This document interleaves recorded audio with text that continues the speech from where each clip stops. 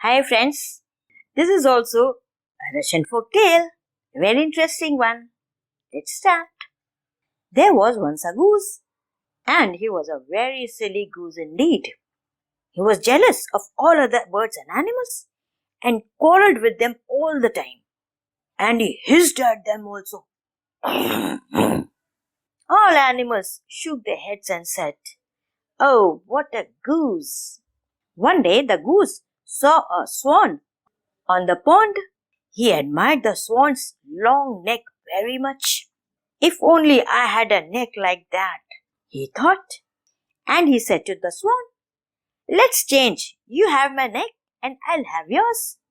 The swan thought it over and said he would. So they changed their necks. But the goose did not know what to do with the long swan's neck. He tried turning it on one side and stretching it out and making it into a ring, but it was of all no good. Then a pelican saw the goose and could not help laughing. "What?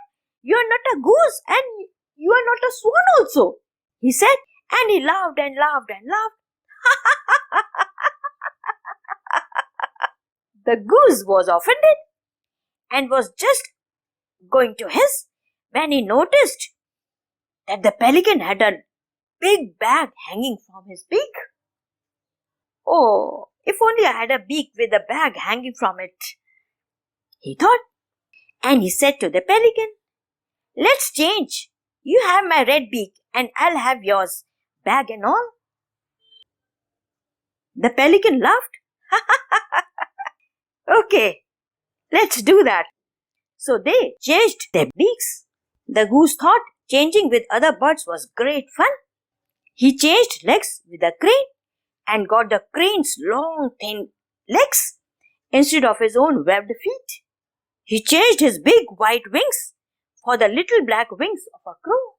But it took him a long time to persuade the peacock to change his lovely tail for a slumpy goose tail.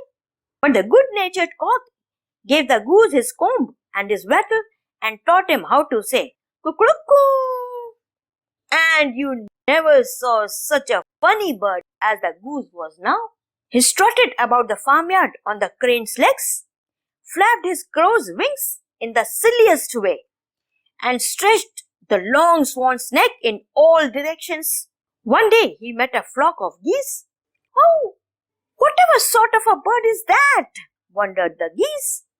"I am a goose," said the goose, flapping his crow's wings, stretching out his swan's neck, and crowing with his pelican's beak. "Cuckoo! Cuckoo! I am the grandest goose in the world." "Really? If you are a goose, then come with us," said the geese. The geese went into the meadow and our goose also went with them.